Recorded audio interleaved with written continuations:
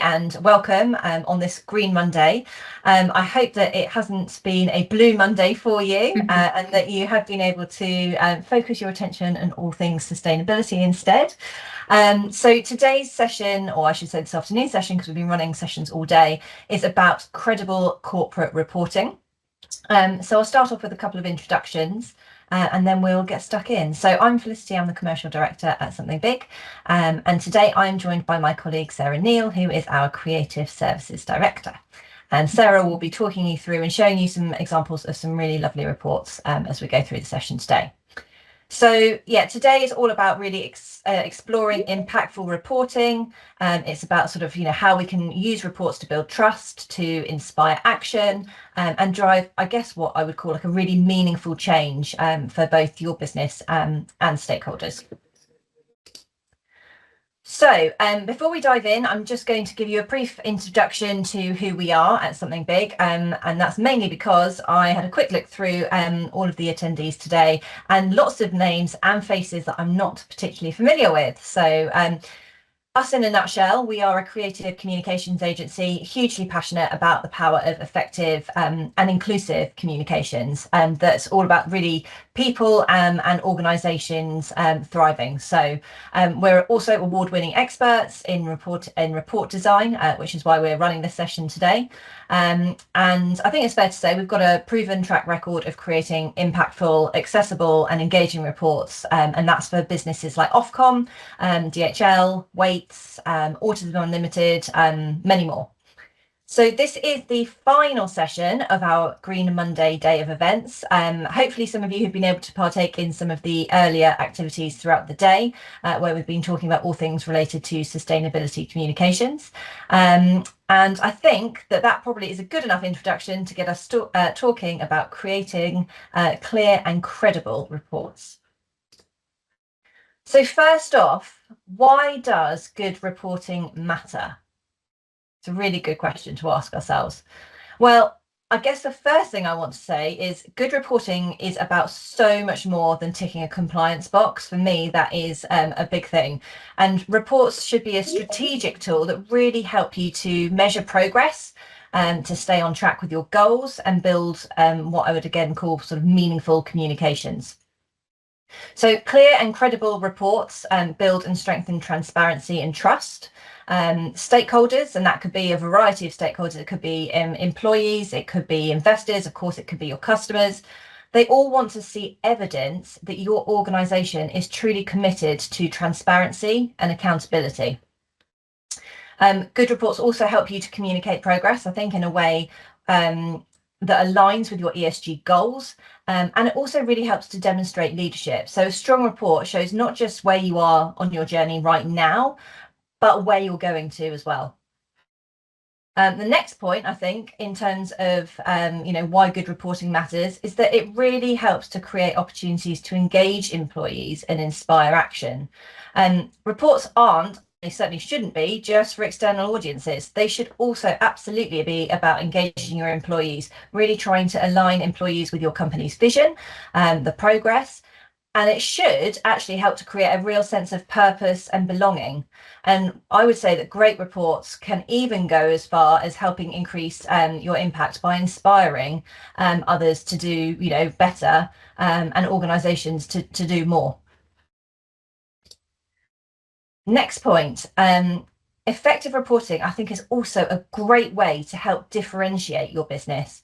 So in today's, what I would consider a fairly competitive environment, actually showcasing innovation and demonstrating leadership through your report can really help set you apart.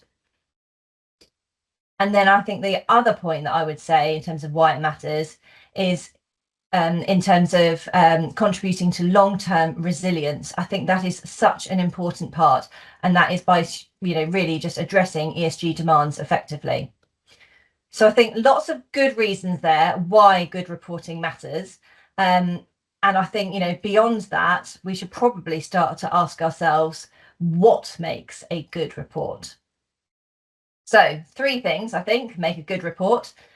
If it's engaging, it's accessible, and it's accountable, you're starting off in a really, really good place. And in a moment, Sarah is going to be taking us through a bit more detail in terms of what goes into creating a report that is engaging, accessible, and accountable. But these three characteristics, I think, are really key. The first being, if it's engaging, essentially your report will be able to tell a story. And with clear language and impactful visuals, that can get across a lot of information in a really coherent way.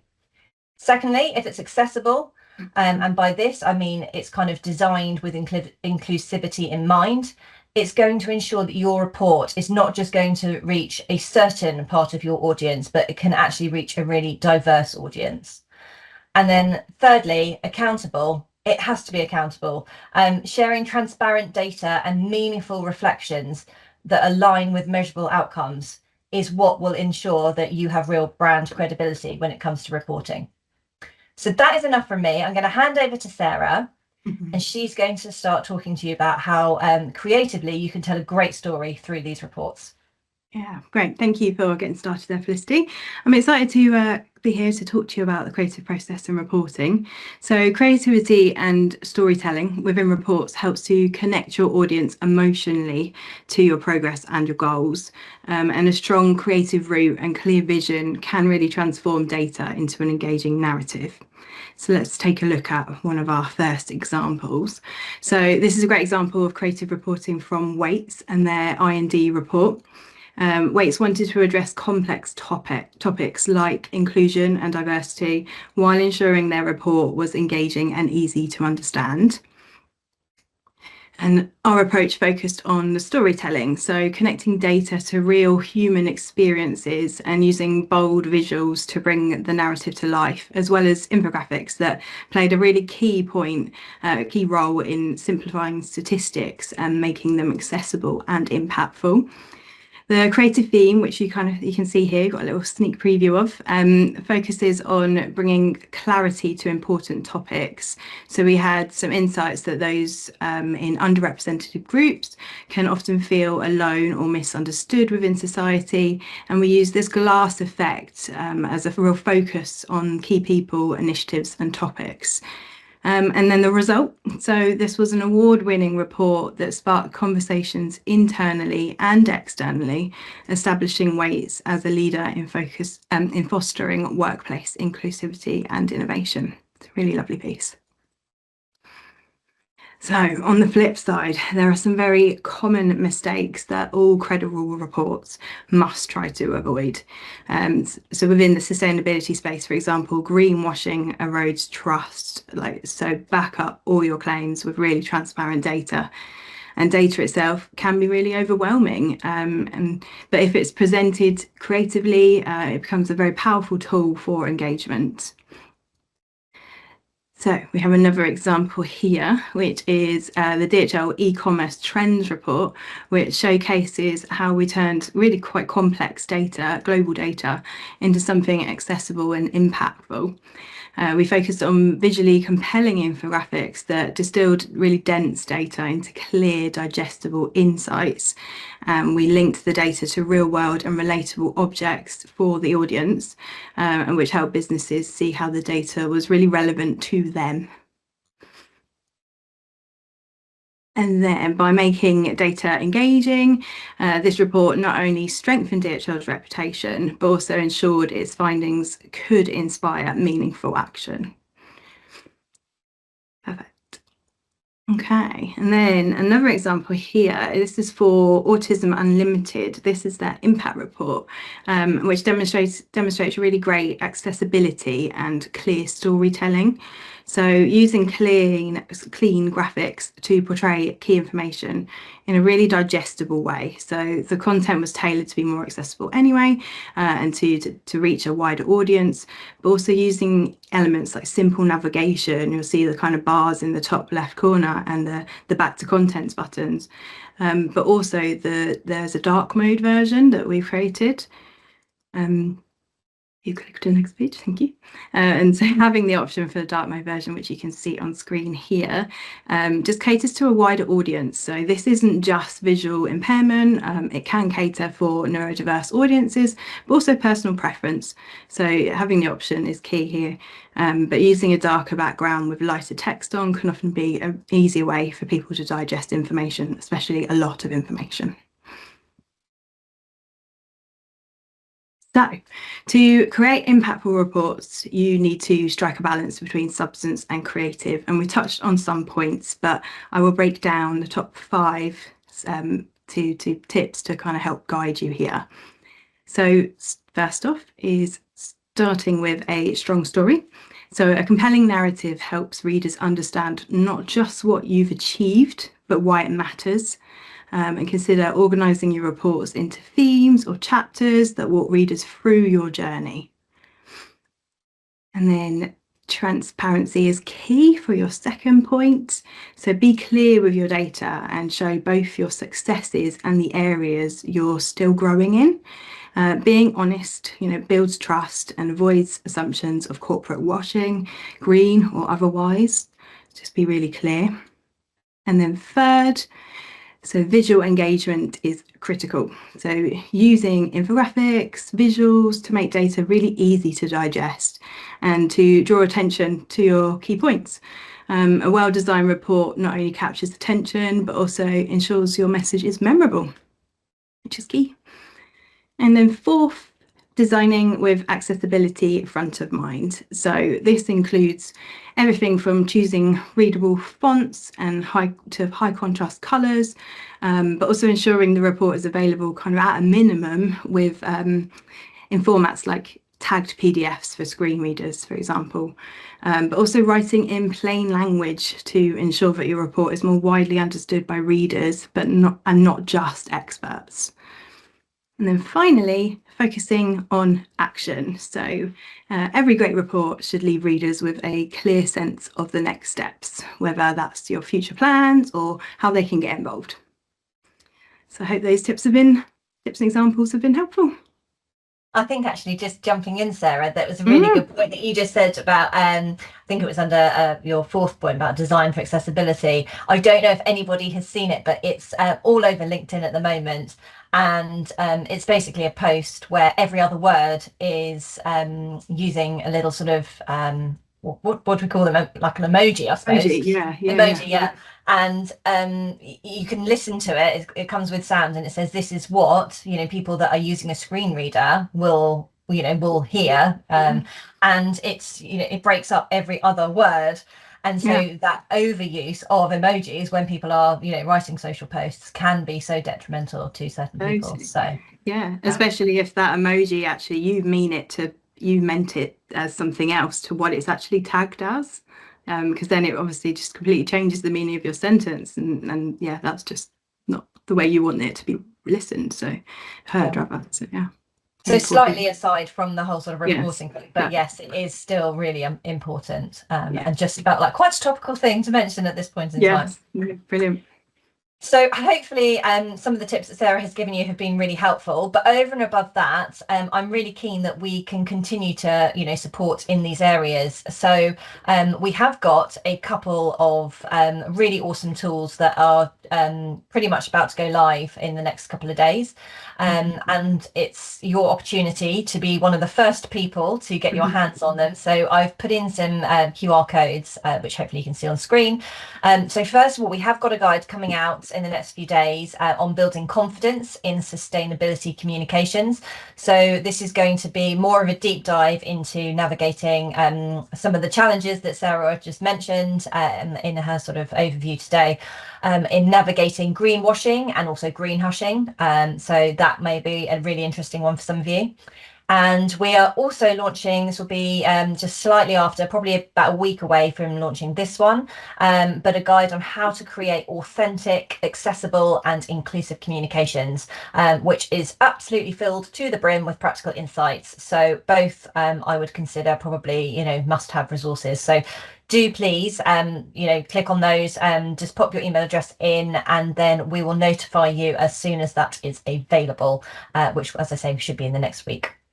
I'm going to be opening up to questions, comments in just a moment. But yeah, thank you, Sarah. I think you've given us some really great insights into what has been such a vast and important subject, and you've done it in a very succinct and nice way that hopefully everybody can walk away with just a couple of things to think about today. And of course, there is a lot more of that information to come if you want to have conversations with either Sarah or myself on a separate sort of one-to-one basis. But hopefully you all leave with at least something to get started on. So without further ado, I'm going to open up now the floor to Q&A. So if you want to pop a question either in the chat if you prefer, please feel free. If you want to take yourself off mute and ask questions either Sarah or myself, then the floor is yours. We'd love to hear what's on your minds. If any.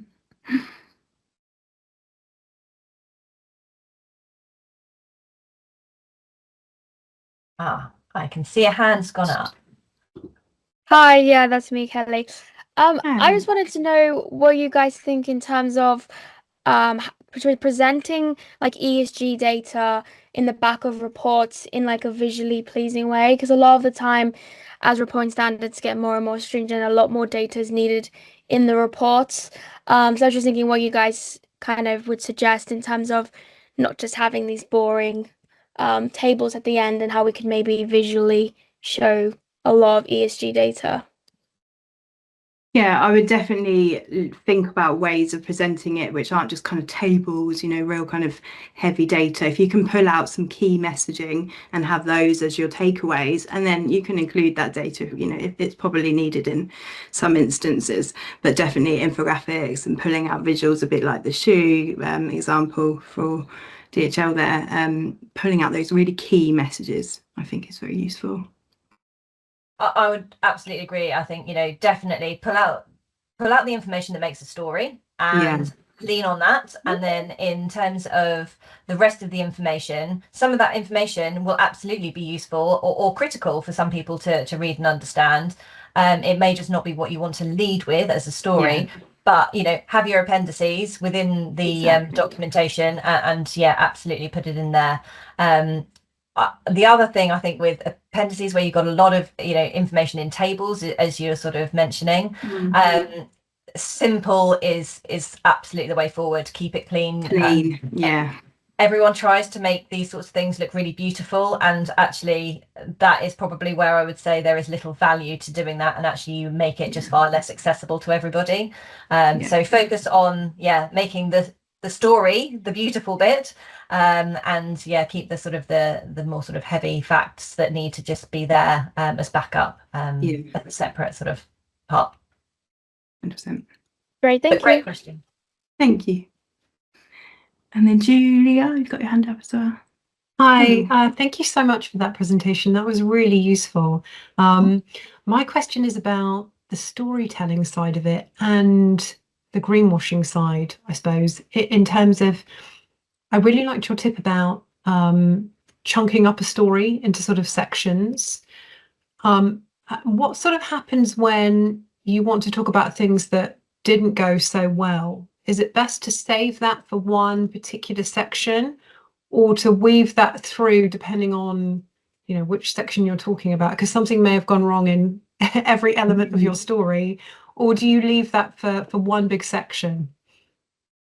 Again, that's a really good question, and I wouldn't say there is one way that is right and one way that is wrong. I would say it depends on a number of different elements, and probably depends on your organization, and depends on what the kind of the positives are in the story, and what those learnings or things that could have gone better are.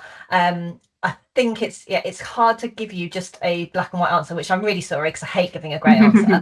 What I would say though is, if there are things that perhaps didn't go as well, I'm just delighted to hear, Julia, that you want to include it, and that you should include it, because that is part of the transparency that is absolutely required.